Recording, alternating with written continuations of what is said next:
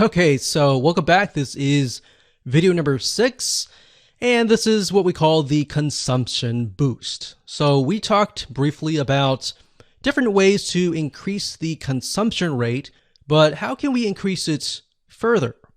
Now, before we can understand that, we need to talk about a big problem. All right, so one of the reasons that people stop in the middle of a course is that they are overwhelmed.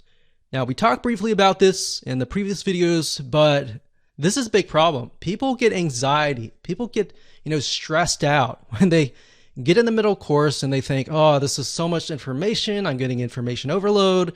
They start to second guess themselves and they start to have paralysis analysis. They ask all these questions, which then prevents them from actually moving forward. So how can we combat that? So the best way to avoid this is by what we call drip feeding. Drip feeding content, the idea is simply to space things out so that people receive video 1, video 2, maybe the first day. Maybe they have to do a to-do list before they actually go to video number 3. So what we found over the years is, yes, it can be annoying to some people.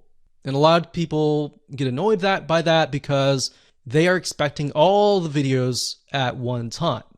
But by giving them all the videos at one time, they don't realize that it actually goes against their success.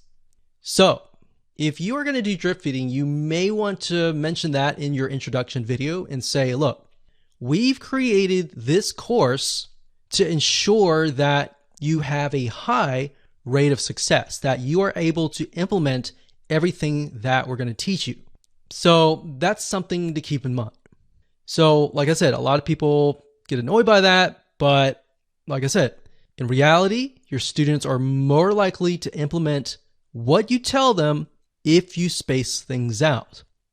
So instead of giving everything on day 1, you can spread it out. Now, the nice thing about LearnDash and other WordPress plugins is a lot of them enable you to drip feed. That's a very standard option these days. Now, you really need to weigh things out. Is that something you really need? Because if your course is very simple, maybe you don't need that. But if it's highly technical, a lot of times you will need that. So that's just something to bear in mind. Knowing your audience is key. So if your audience, let's say, for example, is a lot of newbies, you want to make sure that you space things out. So now what I want to do is jump on over to LearnDash and show you around and show you the drip feeding feature and how to go about implementing that. Okay, so drip feeding your content is very easy to implement. All you have to do is simply go to your course. In this case, we have philosophy. You want to go to your builder, and underneath your builder, you're going to have different lessons. So this is one lesson. This is lesson 2. And within the lessons, we have 2 different topics for each.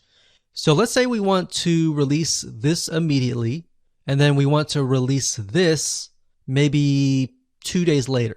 So this one, we don't have to do anything because this is what they see first.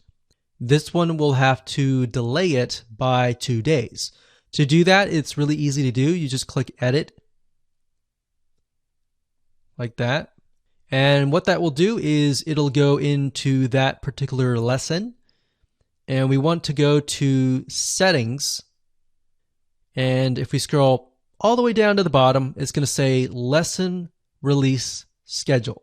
So this is the drip feed option. You can either have the lesson be made available immediately. So by default, they're all going to be made available immediately. It says here, the lesson will be available X days after course enrollment, or the lesson will be available on a specific date. So specific date, the only time that you would use that is if you would have like a live class kind of thing. So most of you would use something like the enrollment based. So if we want to delay it by 2 days, you would simply enter 2 days like so, and that's it. So when you're done, you simply click update here And that's it.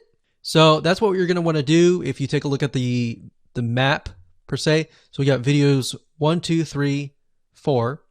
Let's say that the individual videos are topics that are in 2 different lessons. So videos 1 and 2 are in lesson number 1, and 3 and 4 are in lesson number 2.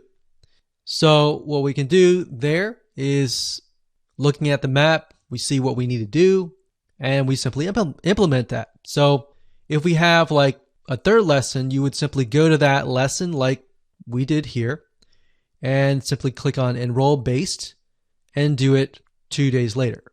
So let's say we have 3 different lessons. So one is immediately, the second one is 2 days later, and the third one, let's do 4 days later, because you need to start it after the course enrollment. So that's just something to keep in mind as you implement the drip feed system. And that's it. That's all you have to do.